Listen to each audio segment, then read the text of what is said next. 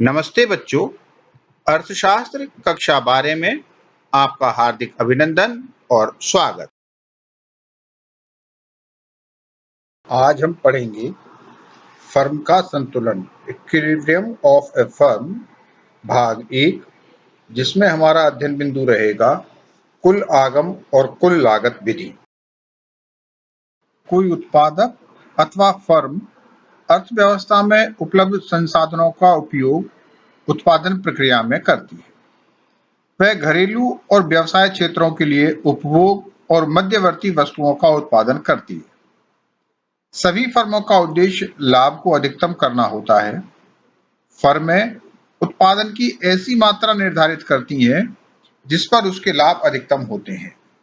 इसी उद्देश्य से वह उत्पादन की मात्रा को कभी बढ़ाता है तो कभी घटाता है, जिससे उस साम्यावस्था को प्राप्त कर सके जिस पर अधिकतम लाभ प्राप्त होते हैं। इस प्रकार एक फर्म संतुलन में होती है जब वह वस्तु की उत्पादन मात्रा को न तो बढ़ाती है और न ही घटाती है। यदि किसी फर्म को भविष्य में और अधिक लाभ के अवसर दिखते हैं तो वह अवश्य ही उत्पादन की मात्रा को घटा और बढ़ा सकती है। फर्म के लाभ को ज्ञात करने के लिए हमें उसके आगम और लागत की जानकारी होना आवश्यक है। पिछले अध्यायों में हमने विस्तार से आगम और लागत का अध्ययन किया था। उन्हीं का उपयोग करते हुए इस अध्याय में हम फर्म के संतुलन को समझेंगे।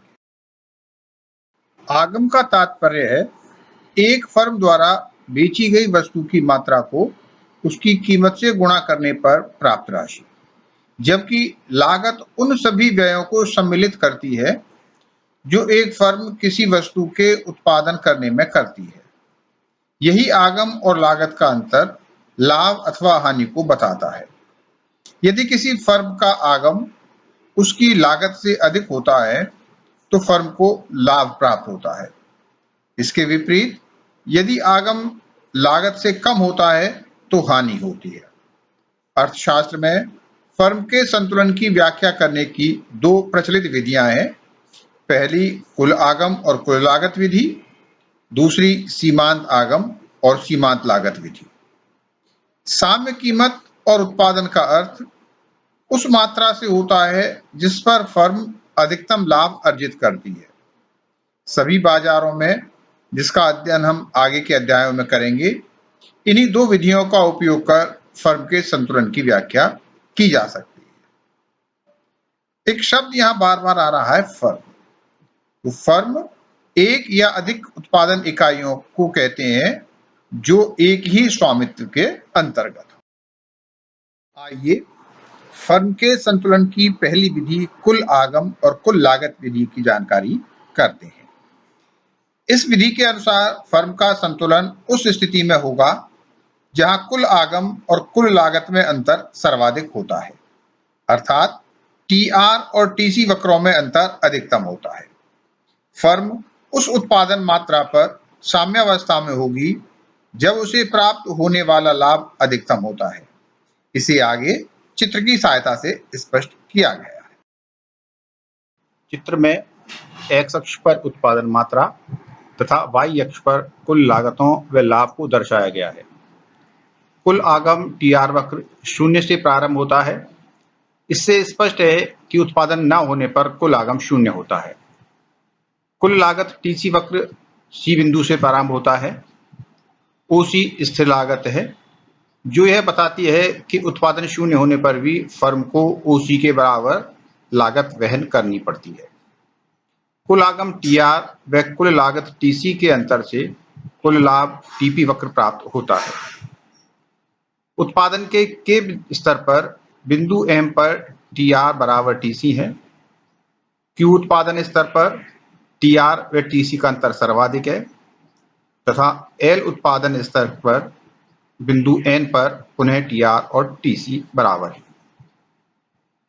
टीआर वक्र के ई बिंदु पर उच्चतम बिंदु ई पर स्पर्श रेखा जीएच खींची गई है, जबकि टीसी के न्यूनतम बिंदु एफ पर आईजे स्पर्श रेखा खींची गई है। इसी प्रकार टीपी के उच्चतम बिंदु एस पर भी स्पर्श रेखा खींची गई है। रेखा चित्र की व्याख्या। इस चित्र में x अक्ष पर उत्पादन मात्रा और y अक्ष पर कुल आगम, कुल लागत और लाभ की मात्रा दर्शाई गई है। नंबर 2, कुल आगम TR वक्र शून्य से प्रारंभ होता है। इससे यह बात स्पष्ट होती है कि अगर उत्पादन की मात्रा शून्य होती है तो कुल आगम भी शून्य होता है, और जैसे जैसे उत्पादन बढ़ता है तो कुल आगम बढ़ने पर आगम वक्र बाएं से दाएं ऊपर की ओर उठता है। नंबर 3, कुल लागत वक्र TC C बिंदु से प्रारंभ होता है एवं OC स्थिर लागत होती है, क्योंकि उत्पादन शून्य होने पर भी फर्म को OC के बराबर लागत वहन करनी पड़ती है। नंबर 4, कुल आगम और कुल लागत के अंतर से कुल लाभ अर्जित होता है। कुल लाभ वक्र TP को TR और TC के वक्र अंतर से बनाया जाता है। नंबर 5, प्रारंभ में के उत्पादन के स्तर से पूर्व तक चूंकि TC is greater than TR होता है, अर्थात कुल लागत कुल आगम से अधिक होती है, ऐसी स्थिति में फर्म को हानि होती है तथा व्युत्पन्न लाभ वक्र TP ऋणात्मक क्षेत्र में स्थित होता है। नंबर 6, M बिंदु पर जब कुल आगम TR कुल लागत TC के बराबर होता है तो फर्म को न लाभ होता है न हानि। अतः इस अवस्था को समस्थिति बिंदु या समविच्छेद बिंदु या ब्रेक इवन पॉइंट कहते हैं। कुल लाभ वक्र TP x अक्ष पर स्पर्श करता है, अर्थात फर्म को के उत्पादन स्तर पर लाभ शून्य प्राप्त है। नंबर 7, उत्पादन K व L बिंदुओं के मध्य होता है तो कुल आगम कुल लागत से अधिक होता है। TR वक्र इस क्षेत्र में TC वक्र से ऊपर है अथवा TR is greater than TC। इसी प्रकार कुल लाभ भी धनात्मक है। नंबर 8, TR और TC वक्र के अधिकतम अंतर को जानने के लिए दोनों वक्रों पर स्पर्श रेखाएं GH व IJ खींचनी पड़ती हैं। कुल आगम और कुल लागत वक्रों पर ये स्पर्श रेखाएं जहां स्पर्श करती हैं, यानी E और F बिंदु पर, उन पर TR और TC वक्र के मध्य दूरी अधिकतम होती है, इसलिए लाभ EF भी अधिकतम होते हैं। साम्य उत्पादन मात्रा OQ निर्धारित होती है। इस उत्पादन स्तर पर कुल लाभ वक्र का उच्चतम बिंदु S होता है और अधिकतम लाभ की मात्रा SQ होती है। नंबर 9, KQ के मध्य उत्पादन पर TR और TC के मध्य अंतर बढ़ता हुआ होता है, अर्थात कुल लाभ बढ़ती दर से प्राप्त होते हैं एवं S बिंदु पर अधिकतम होते हैं।